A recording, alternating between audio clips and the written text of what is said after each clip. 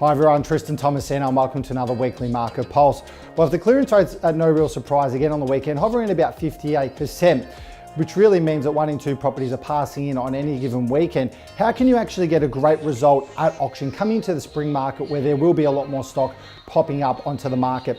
Well, as we've seen over the course of this year, really there's been a lack of bidders at auctions, or subsequently you're only getting one bidder at an auction. And like we're seeing at the moment, a lot of properties are passing into that highest bidder who has exclusivity to negotiate afterwards against the vendor's reserve and hopefully meet a happy medium.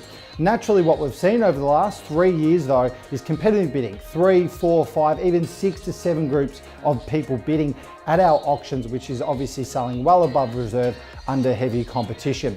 So how can you get that competition coming into the spring market? Well, my first tip is obviously, if you've got the property tenanted, check out how the property is currently presented by the tenants and maybe look at vacating the tenants and getting it presented correctly, styled, doing some minor touch-ups superficially to get it to market.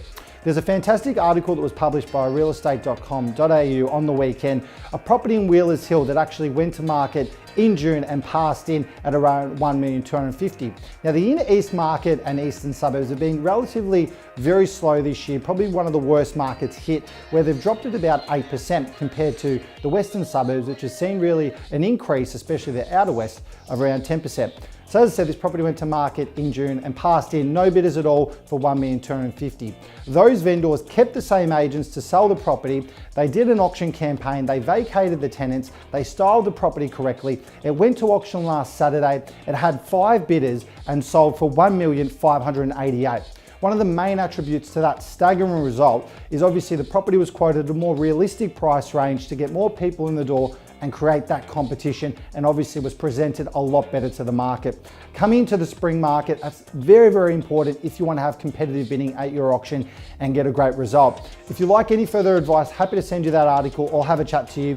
As always, have a great week and we'll see you on next week's Weekly Market Pulse.